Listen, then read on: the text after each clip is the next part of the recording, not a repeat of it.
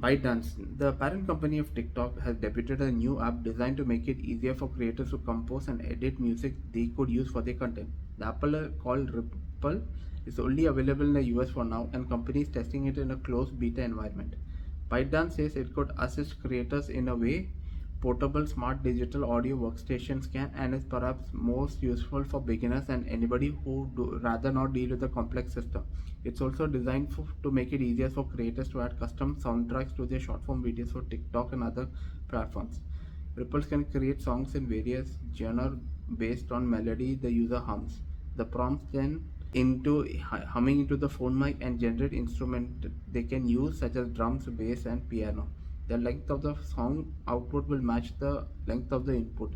Though the app cannot generate a full soundtrack just for a few minutes of humming, Ripples can only generate instrumental music, leaving the vocal work to the creators. So ByteDance claims that this model was trained on music it owns and music that are licensed to the company. The company said it's committed to respecting the rights of its artists and its rights holders partners. This might be based on AI, they are not saying about it, but still it's a very interesting development. Maybe after some time everyone can be a music creator, because many people can hum some original songs or some different variants, and they don't know how to use the instrument.